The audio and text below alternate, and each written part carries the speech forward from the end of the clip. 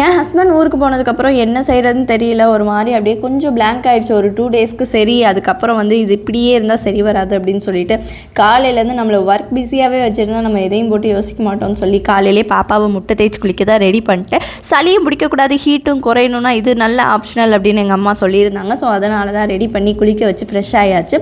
நானுமே அப்படியே ஃப்ரெஷ் ஆகிட்டேன். அதுக்கப்புறம் வந்து ஒரு மசாலா டீ போட்டு குடிக்கலான்னு ரெடி பண்ணிட்டேன். மசாலா டீ குடித்ததுக்கப்புறம் கொஞ்சம் ரொம்ப நல்ல ரிலீஃபாக இருந்துச்சு. உண்மையிலேயே சூப்பராக இருந்துச்சு. உண்மையிலேயே வேணும் இல்லாத வந்து வீட்டில் வந்துட்டு எதுவுமே ஓடல, ஒரு மாதிரி ரொம்ப அப்செட்டாகவே இருந்துச்சு. ஸோ அதனால் நான் எதையும் யோசிக்கக்கூடாது. அப்படிங்கும் போது ரொம்ப அப்செட்டாக இருக்கும்போது நம்மளை பிஸியாக வச்சுக்கிறதுக்கே மோஸ்ட்லி எல்லோரும் பண்ணுற ட்ரிக்கு தான் என்னென்னா, நம்ம வந்து இந்த க்ளீனிங் ஒர்க்கில் இறங்கிட்டாலே நம்ம அப்படியே அதுக்குள்ளேயே அப்படியே மூழ்கிடுவோம். ஸோ அதனால் அதே ரெடி பண்ண ஆரம்பிச்சிட்டு எங்கள் அவ்வாவே காலைக்கும் மதியத்துக்கும் சமைச்சனால எனக்கு வேலையே இல்லாத மாதிரி நான் விஷயம் கூட டைம் சரியாக ஸ்பெண்ட் பண்ணாத மாதிரியே இருந்துச்சு. ஸோ அவள் கூட உட்காந்து ஜாலியாக விளையாடிட்டு இருந்தேன். அவள் கோடு போடுற இடமெல்லாம் ஆப்பிள்னு சொல்லிட்டு இருந்தா.